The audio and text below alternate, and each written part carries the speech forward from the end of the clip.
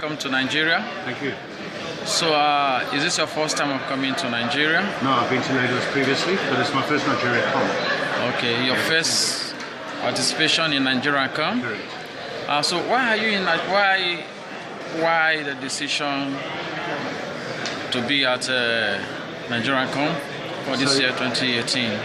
So I think it is the 10th year of Nigeria Com, and Yahsat has been present, I think, in all those years.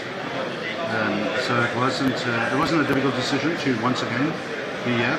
There's a number of important reasons for this year's attendance. The first of all is to demonstrate our ongoing commitment to the Nigerian market. Secondly, to announce and present our new satellite service, LEO3, that we've launched in Nigeria as well as across Africa. Thirdly, to highlight our recent joint venture with Hughes, the EchoStar company, and the Yahsat joint venture. And thirdly, to introduce some of our new service partners to the market. I think the size of our stand, our activity, our sponsorship further enhances our commitment to Nigeria Com, and the fact that we enjoy our current position as the #1 satellite broadband operator in Africa, and cementing their position in Nigeria as a part of this. So, what's your key interest in Nigeria? Our key interest is an ongoing interest. It's around just growing our services, our customer base, providing mission-critical services, both in the commercial sector, working with government and the USP initiatives, business-to-business type solutions. It covers a wide spectrum. Yeah, we have a key challenge in Nigeria. We have a lot of fiber at the seashore, but we can move them into the hinterlands where they are actually needed for effective broadband penetration. How can your link solve some of this peculiar challenge? So that's the sweet spot of satellite. Satellite allows for instant broadband access in areas where there is no other means of connectivity. We don't face the traditional challenges of fiber, the investment and rollout periods associated with it. We can serve the underserved and non-served immediately. We have 100% access coverage in Nigeria, and we're very excited about offering particularly those areas that don't have any connectivity, our satellite solutions. Real broadband instantly. So you talked about the satellites that you just coming up with. Can you give an insight into it? So we've had an existing satellite over Nigeria for the last 6-7 years, and there was our AY2 satellite. We launched our new satellite earlier this year. We've positioned it over Nigeria. We've activated the beams. We operate on the Ka spectrum. It is the latest technology that is available. It allows for increased capacity. It allows for faster and more impressive connectivity speeds. The nature of the technology allows for cost-effective solutions, and we're not hampered by some of the traditional terrestrial solutions. We have guaranteed 99.95% uptime. So we're very excited about this recent investment and the expansion of our satellite fleet. Do you foresee any kind of challenges from the aspect of government? Any kind of setback? From which government? From government? Not at all. I think testimonies to the fact that the USPF initiative, we've just recently been re-awarded another 300 schools in rural areas where we've provided connectivity. So we work very closely with all the regulatory authorities in growing and positioning and developing the ICT sector in Nigeria. You have several cables, submarine cables landing across Africa.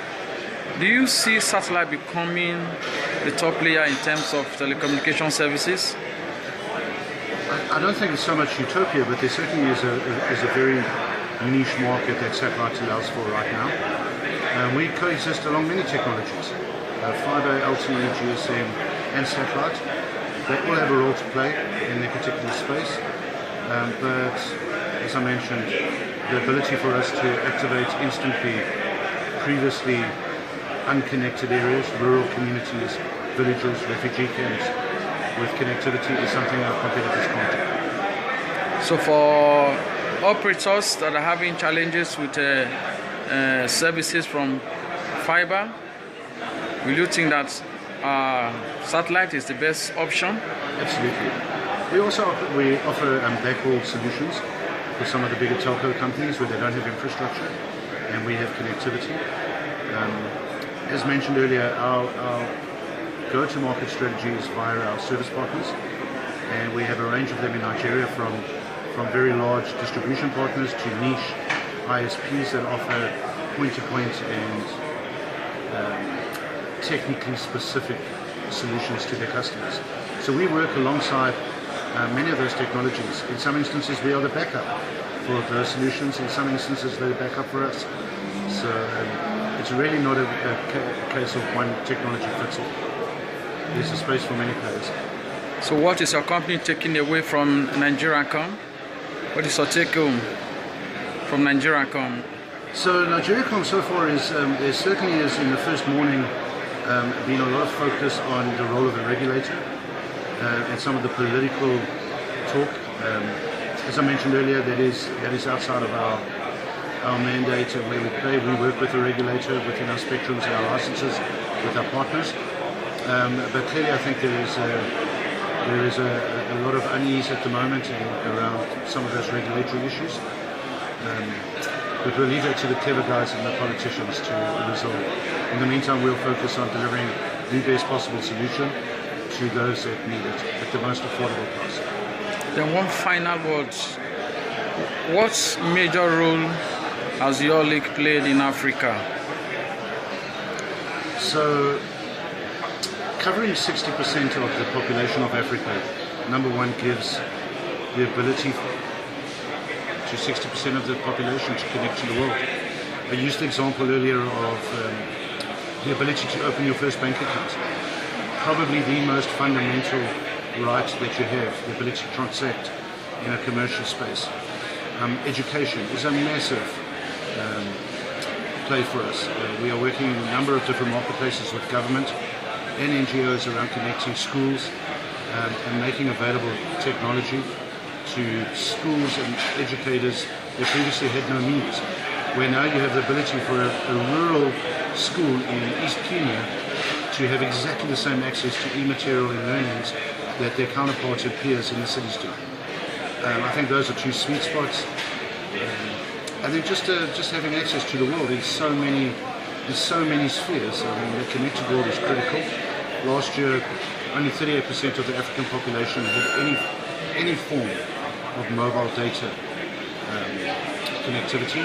We hope to play a huge role in changing that statistic over the next few years. Thank you for talking to TechMirror. You're welcome. Thank you very much.